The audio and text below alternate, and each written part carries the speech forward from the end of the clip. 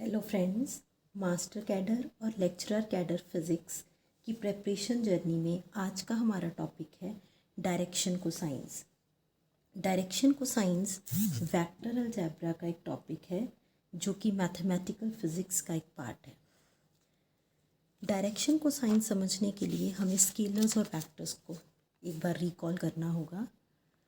Scalars वो quantities होती हैं जिन्हें सिर्फ़ और सिर्फ मैग्नीट्यूड की ज़रूरत पड़ती है उन्हें डिस्क्राइब करने के लिए। वो normal laws of addition follow करते हैं। नॉर्मल लॉज ऑफ एडिशन मतलब जैसे हमने बचपन से सीखा है कि 2 + 3 5 हैं, 5 + 5 10 है, तो ये नॉर्मल लॉज ऑफ एडिशन है। Scalars normal laws of addition को फॉलो करते हैं। वेक्टर्स वो क्वांटिटीज़ होती हैं जिन्हें मैग्नीट्यूड और डायरेक्शन दोनों की ज़रूरत पड़ती है उन्हें डिस्क्राइब करने के लिए। ये नॉर्मल लॉज ऑफ एडिशन को फॉलो नहीं करते, ये लॉज ऑफ वेक्टर एडिशन को फॉलो करते हैं, जैसे कि triangle law of vector addition और parallelogram law of vector addition. Vector addition के लॉज अपने आप में एक टेस्ट की तरह काम भी करता है, ये जानने के लिए कि कोई पर्टिकुलर क्वांटिटी वेक्टर है कि नहीं। मतलब कि अगर एक पर्टिकुलर क्वांटिटी वेक्टर होगी तो वो लॉज ऑफ वेक्टर एडिशन को ही फॉलो करती होगी। जैसे कि करंट के पास मैग्नीट्यूड भी होता है, डायरेक्शन भी होती है, लेकिन वो नॉर्मल लॉज ऑफ एडिशन को फॉलो करता है, लॉज ऑफ वेक्टर एडिशन को फॉलो नहीं करता। करंट के लिए हम किरचॉफ्स लॉ को हेल्प लेते हैं, किरचॉफ्स लॉ फॉलो होते हैं करंट के केस में। उसकी डिटेल्ड बात हम किसी और वीडियो में करेंगे। तो अभी के लिए फ़िलहाल हम ये समझें कि vectors laws of vector addition को फॉलो करते हैं। अब बहुत ही नोन वेक्टर्स की बात करते हैं। हमने कोऑर्डिनेट एक्सिस लिया, एक्स एक्सिस, वाई एक्सिस और जेड एक्सिस। आई कैप, जे कैप और के कैप इन तीनों एक्सिस के यूनिट वेक्टर्स होते हैं। इन्हें हम ऑर्थोनॉर्मल बेसिस भी कहते हैं। ऑर्थोनॉर्मल बेसिस क्या होते हैं? ऑर्थोनॉर्मल बेसिस वो हैं जिनका अपने साथ डॉट प्रोडक्ट 1 हो और दूसरे फैक्टर्स के साथ डॉट प्रोडक्ट 0 हो। जैसे यहाँ पे आई कैप, जे कैप और के कैप के साथ ये होता है कि उनका अपने साथ डॉट प्रोडक्ट 1 होता है। मतलब आई डॉट आई 1 होता है, जे डॉट जे 1 होता है, के डॉट के 1 होता है, और दूसरों के साथ डॉट प्रोडक्ट इनका 0 होता है। जैसे आई डॉट जे 0 होता है, जे डॉट के 0 होता है और के डॉट आई 0 होता है। इसलिए हम इस आई कैप, जे कैप और के कैप को ऑर्थोनॉर्मल बेसिस भी कहते हैं। अब हम इसी कोऑर्डिनेट एक्सिस में एक वेक्टर ए वेक्टर अज्यूम कर लेते हैं। ए वेक्टर क्या है? A x I cap, A Y J cap और ए जेड के कैप। अब क्योंकि ये वेक्टर ए वेक्टर उन orthonormal basis I cap, J cap और के कैप से बना है, इसीलिए हम उसे ऑर्थोगोनल वेक्टर भी कहेंगे। ए वेक्टर का अगर हमें मैग्नीट्यूड देखना है तो वो आई कैप के कोफिशिएंट का स्क्वायर प्लस जे कैप के कोफिशिएंट का स्क्वायर प्लस के कैप के कोफिशिएंट का स्क्वायर, इन तीनों को ऐड करके इसका अंडर रूट। यूनिट वेक्टर अगर हमें देखना हो इस ए वेक्टर की डायरेक्शन में तो वो होगा ए वेक्टर ओवर मैग्नीट्यूड ऑफ ए। इसे इस तरह भी लिख सकते हैं, ए वेक्टर ओवर ए वेक्टर का मैग्नीट्यूड। अगर हमें इस ए वेक्टर की डायरेक्शन मतलब ए कैप की बात करनी हो, क्योंकि हम डायरेक्शन को साइन समझ रहे हैं ना, तो इस ए कैप की बात करनी हो तो हम क्या लिख सकते हैं? जैसे कि हमने देखा कि यहाँ पे हम ए कैप को देख सकते हैं, ए वेक्टर ओवर मैग्नीट्यूड ऑफ ए। तो हम ए कैप को लिख देते हैं ए वेक्टर ओवर मैग्नीट्यूड ऑफ ए। जैसे कि हमने यहाँ पे ए वेक्टर को लिखा ए x I cap, A Y J cap और ए जेड के कैप, इसी कारण हम ए कैप को ऐसे भी लिख पाएंगे A X by A I cap plus A Y by A J cap plus A Z by A K cap. अब इस ए एक्स बाई ए को हम कोई एक अलग क्वांटिटी एल मान लेते हैं, तो ये बना L I cap. A Y by A को माना एम, साथ में आया J cap, A Z by A को मान लिया एन, ये आया के कैप साथ। अब हम कोऑर्डिनेट एक्सिस पे ज़रा वापस चलें, एक्स एक्सिस, वाई एक्सिस और जेड एक्सिस में। हमने ए वेक्टर को इस कोऑर्डिनेट एक्सिस में एक वेक्टर माना था, तो मान लीजिए ये ए वेक्टर ऐसा एक वेक्टर है। अब ये ए वेक्टर एक्स एक्सिस के साथ मान लीजिए एंगल बनाता है अल्फ़ा, ये ए वेक्टर वाई एक्सिस के साथ मान लीजिए एंगल बनाता है बीटा, और जेड एक्सिस इस तरह से होंगे, और यही ए वेक्टर जेड एक्सिस के साथ एंगल बनाता है गामा, तो इसे लिखने में इस तरह से लिख लिया जाएगा गामा।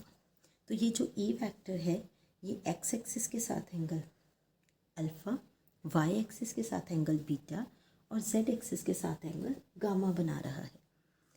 तो कॉस अल्फ़ा देखिए ज़रा क्या होगा। कॉस अल्फ़ा देखने के लिए हमें यहाँ एक और चीज़ समझनी पड़ेगी कि ये जो ए वेक्टर है इसका एक्स एक्सिस के अलॉन्ग प्रोजेक्शन कितना होगा, ए एक्स, मतलब ये इतनी लाइन की वैल्यू है ए एक्स। इसका वाई एक्सिस पे प्रोजेक्शन कितना होगा, ए वाई, और इसी तरह से जेड एक्सिस इस तरह है, तो इस ए वेक्टर का, ए वेक्टर यहाँ की बजाय ऐसे होगा ना 3D में, तो उसका जेड एक्सिस पे प्रोजेक्शन ए जेड। अब हम देखें कि हम कॉस अल्फ़ा कैसे लिख सकते हैं। कॉस अल्फ़ा को हम लिख सकते हैं, cos alpha is A X by ए।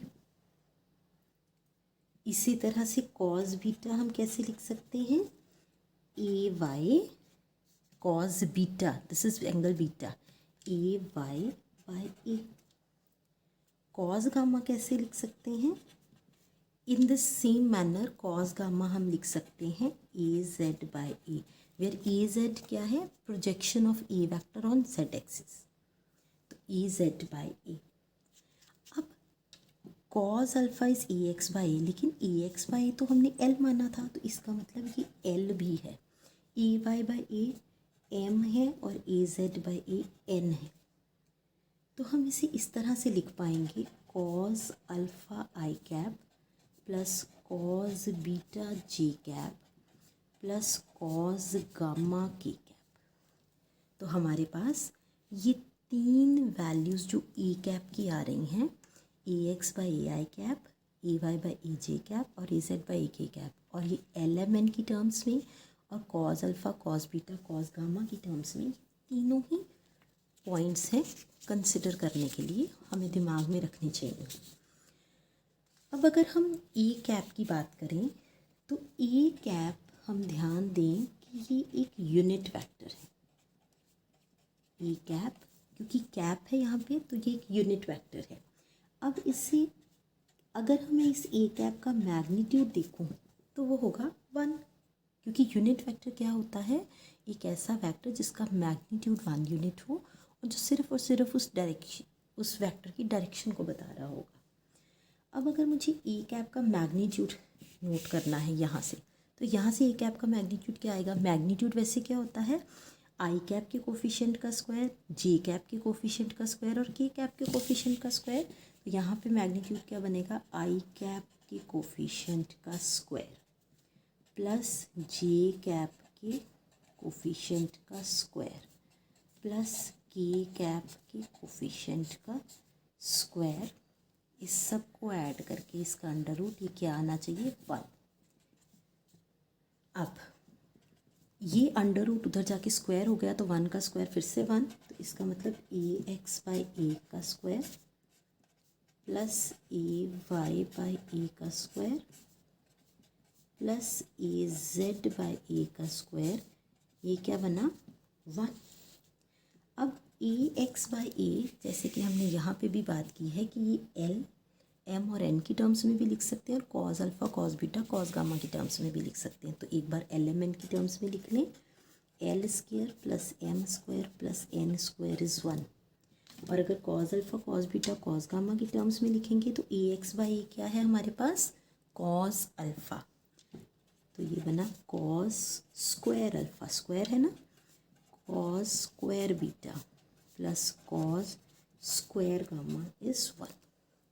तो ये हमारे पास डायरेक्शन कोसाइंस की बात हुई। इस केस में हमें एक तो ये पॉइंट दिमाग में रखना चाहिए और एक ये पॉइंट दिमाग में रखना चाहिए। तो ये हमारे पास एल, एम और एन की टर्म्स में रिलेशन आया, cos alpha, cos beta, cause gamma की टर्म्स में रिलेशन आया। यहाँ पे हमें सिर्फ एक बात का ध्यान रखना होगा कि ये जो अल्फ़ा, बीटा और गामा है ये एंगल्स हैं with the vector. Alpha angle है ए वेक्टर का एक्स एक्सिस के साथ, बीटा एंगल है ए वेक्टर का वाई एक्सिस के साथ, गामा एंगल है ए वेक्टर का जेड एक्सिस के साथ, और एल, एम और एन क्या है, A X by A Y by A और A Z by A respectively. तो हमें ये ध्यान रखना होगा कि L square plus M square plus N square 1 है और cos square alpha plus cos square beta plus cos square gamma 1 है। एक बहुत इम्पॉर्टेंट हमने रिज़ल्ट किया है डायरेक्शन कोसाइंस के लिए। So that's it for today's class. Thank you.